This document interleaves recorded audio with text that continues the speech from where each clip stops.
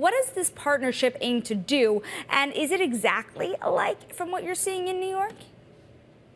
Sonali, it's great to talk to you. Yeah, let me tell you a little bit about the partnership for Miami. Obviously, we drew inspiration from the models in other cities, including New York, DC, and others. But what we're really inspired to do was to bring a group of business leaders to act together in the civic interest to create a Miami that works for everyone. So our real animating thought is, how do we take this remarkable momentum that we've seen in Miami and turn it into something that's durable, long-lasting, and continues to propel Miami into the best cities in the world? Now, it's interesting because you have some interesting leaders in this group, including billionaire Ken Griffin of Citadel, Dan Sundheim and Orlando Bravo. How did you bring people into this group? And again, what do they want to accomplish?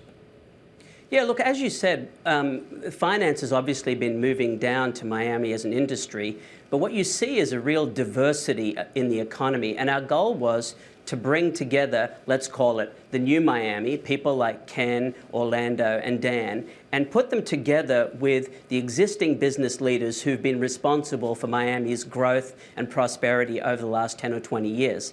And the real thought is, how do we bring the power of that group together to kind of add to the civic infrastructure of Miami and make sure that we really seize this opportunity of a diversifying, more vibrant economy, opportunity, an attractive business climate, and really take it to the next level. So that's really what we were thinking. But I think it's very important to note that what we really are striving to do is to build a Miami that works for everyone, not just for the newcomer people who have moved here, but the people who've been here for a long time. And so, what does that mean? That means housing that's more affordable. That means a transit and infrastructure system that can deal with our growth, and also an educational system that provides for terrific opportunities for our children and creates a pipeline of university graduates who can power our future economy. You've certainly front-run me on some of the issues Miami, of course, is still having for the people who've been looking to move. Andre, I should also say that you are one of the people that did move, that you moved out of New York in 2019. And of course, there's been that interesting migration.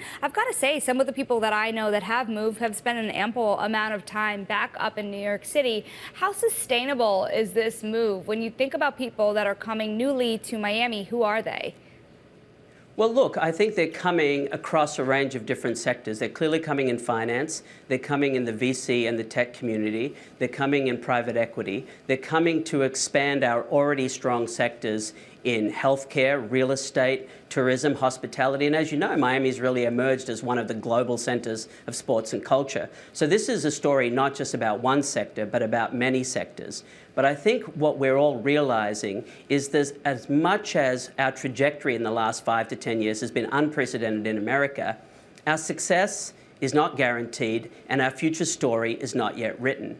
And so how do we come together and work together with elected officials, other civic leaders, and create something which we can be proud of and provides the maximum opportunity for the most people in our great city? How much does it cost to join the partnership?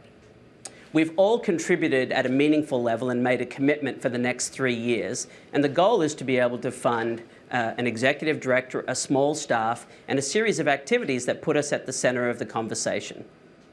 So what exactly is the conversation? If the idea here is to have a small staff and you want to influence, potentially the future of education, maybe even transit in Miami, how do you start making those moves realistically? Is it a lot of pressure being put on the local government, or is it the idea of bringing in more donors and more people to the city?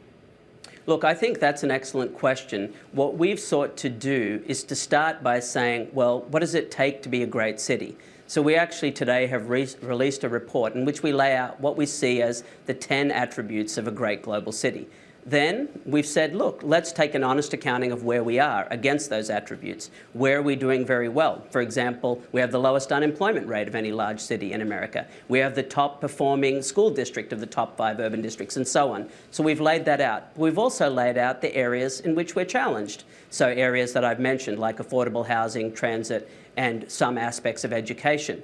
And so now what we're saying is, look, let's all as a community understand our starting point, and let's now pick a few issues that we can work on together. And I think you're right. It's going to take a collaboration between business leaders, elected officials, with whom we've entrusted taxpayers' dollars to figure out what are the best and most strategic investments that will position us well between now and the next couple of decades. Really quickly here, who are you trying to attract to Miami? Is these kind of the younger financial folks, or is it the billionaires that have already amassed their wealth in New York? You know, that's a great question. I think what we're seeking is a dynamic, diversified economy in which all residents, including those who've been here for a long time and newcomers, can enjoy a high quality of life. That means a city that's safe, a city with great education, a city you can easily move around, and a city where you can afford to live with your family. And so, Sonali, I don't think there's any particular plan to say this is about attracting people. Right. This is about creating a city for the long term that can be successful and that ascends into the ranks of the great global cities.